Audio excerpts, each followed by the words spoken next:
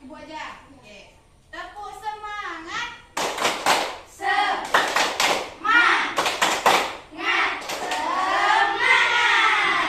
Oke, semangat semua belajar hari ini ya. Silakan duduk kembali. Di sini materi kita hari ini adalah bahasa Indonesia. Kalau yang pelajaran minggu lalu sudah paham semua kan ya? Oke, sekarang kita masuk ke tema teks cerita rakyat. Tujuan pembelajaran kita hari ini adalah menyebutkan nama-nama tokoh dalam cerita rakyat. Kemudian melalui penjelasan ibu, anak ibu dapat menyebutkan nama-nama tokoh, latar secara singkat.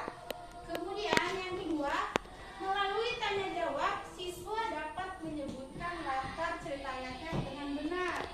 Yang ketiga, melalui metode diskusi, siswa dapat menuliskan tanggapan terhadap isi cerita rakyat dengan benar. Oke, sebelumnya anak ibu sudah tahu belum apa sih cerita rakyat itu? Atau anak ibu sudah pernah bercerita atau membaca cerita rakyat? Sudah pernah membaca cerita rakyat? Belum tahu cerita rakyat? Belum. Oke, sekarang ibu jelaskan ya, cerita rakyat itu apa sih? Ya. Cerita rakyat adalah cerita yang tumbuh dan berkembang di tengah-tengah masyarakat atau di suatu daerah tertentu. Cerita rakyat bercerita tentang asal-usul daerah, tempat, atau peristiwa-peristiwa di luar kehidupan manusia.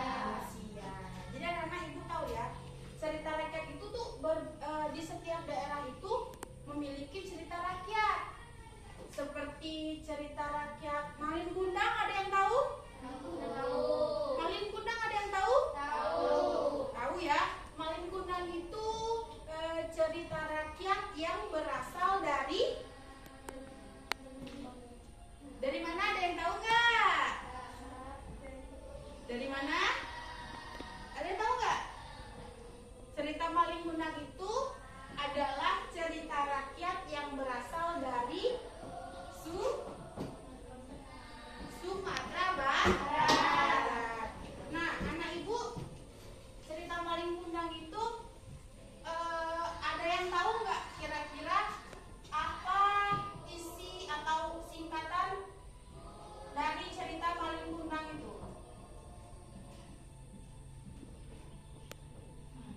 Kisi-kisinya Malin Kundang itu Bu bercerita tentang ini. Ayo, ada yang tahu nggak? Oke, kalau nggak ada yang tahu, kita akan sedikit membacakan cerita Malin Kundang. Mau dengar atau anak ibu yang membacakan? Dengar. Mau dengar ya, nggak mau baca sendiri ya. Oke, nggak apa-apa. Malin Kundang. Di sebuah desa di wilayah Sumatera Barat, hiduplah seorang janda dengan anak laki-laki satu-satunya. Malin Kundang namanya.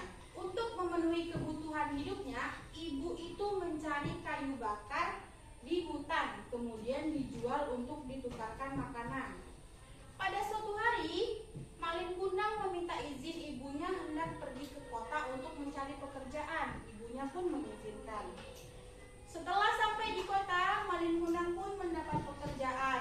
Ia dipercaya oleh seorang saudagar kaya untuk mengemudikan kapal dagangannya. Malin Kundang bekerja secara rajin dan jujur sehingga saudara kaya itu semakin percaya padanya. Suatu hari saudagar itu bermaksud menikahkan putrinya dengan Malin Kundang. Malin Kundang pun setuju. Pada suatu hari, istri Malin Kundang mengajaknya turun ke sebuah pantai. Sesampainya di pantai, Malin Kundang dan istrinya serta pengawalnya turun dari kapal dan berteduh. Tiba-tiba marah. Ini ibunya loh yang dibilang ya. Hai perempuan tua, pergi kamu, katanya. Aku ini saudagar kaya raya. Aku tidak pernah mempunyai ibu seperti kamu, jawab Malin Kundang. Walaupun begitu, ibu Malin Kundang masih tetap memanggil-manggil Malin Kundang. memperdulikannya. Bahkan ia pergi mengajak istrinya naik ke kapal lagi karena sakit hati. Tanpa disadari, ibu maling kundang pun berkata, "Anak durhaka, nanti kamu akan mengalami musibah besar." Tidak lama kemudian, kapal maling kundang sampai ke tengah laut. Namun, tiba-tiba datang ombak yang sangat besar dan hujan badai yang sangat lebat. Maling kundang bersama istrinya dan para pengawalnya mati tenggelam di tengah laut. Itulah balasan anak yang durhaka kepada Tuhan. Nah, jadi anak ibu yang ibu bacakan tadi itu adalah salah satu contoh cerita rakyat. Jadi anak ibu sudah paham ya apa itu cerita rakyat, apa itu cerita rakyat itu berasal dari mana aja.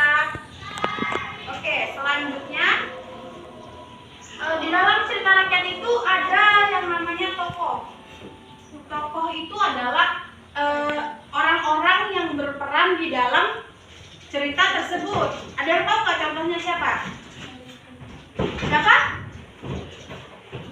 Angkat tangannya, boleh?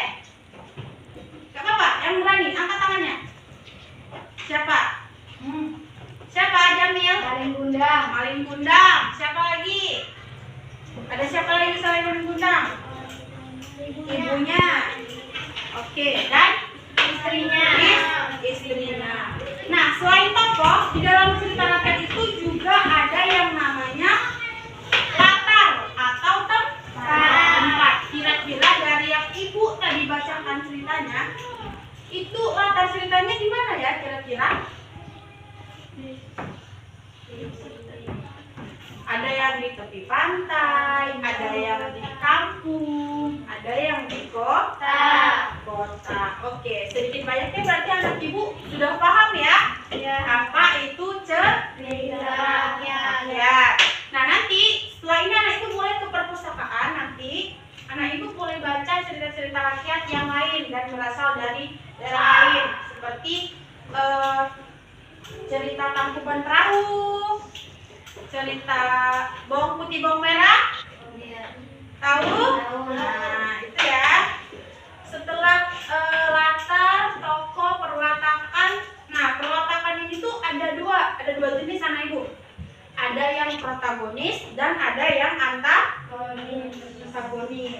Nah, tokoh yang protagonis ini biasanya tokoh yang disenangi oleh pembaca atau penonton drama atau pembaca cerita rakyat. Karena protagonis itu adalah tokoh yang biasanya itu baik hati, bijaksana, lemah lembut. Sedangkan tokoh antagonis ini tuh biasanya tokoh yang berlawanan dengan tokoh protagonis, seperti dia tuh pemarah, sombong, angkuh.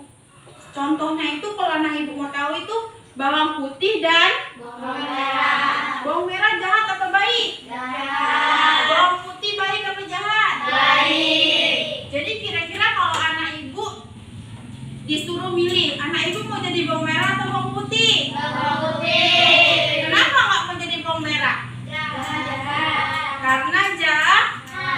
Berarti anak ibu tidak boleh jahat. Nanti kalau jahat seperti bawang merah. Kenapa sih Bu kok dibilang bawang putih bawang merah? Kan bawang adalah umbi-umbian, bukan manusia. Karena sejatinya bawang merah itu kalau anak ibu potong-potong, anak ibu nangis dah.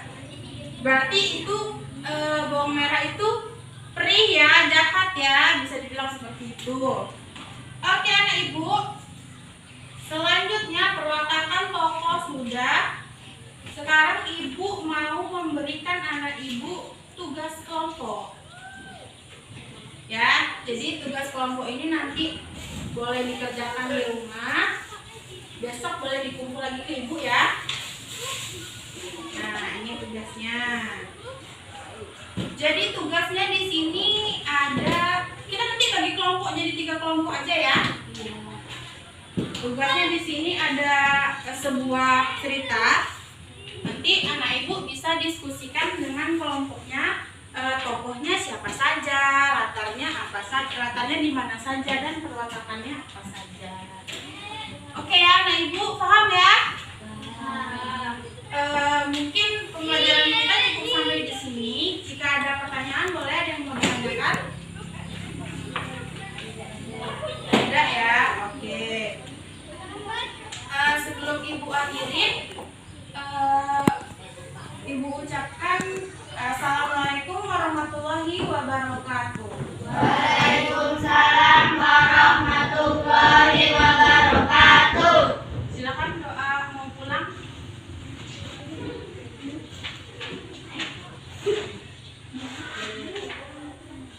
Doa mulai.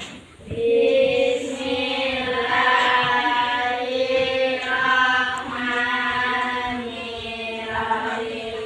Wal asri innal insana lafi khusri illa alladzina amanu wa amilus solihati wa tawasau bil haqqi wa tawasau bil sabri. Rabbana atina fid dunya hasanah wa fil akhirati hasanah wa qina azabannar. Amin ya rabbal alamin. Amin. Oke, terima kasih ya. Jangan lupa besok tugasnya dikumpul sama Ibu. Kita ketemu lagi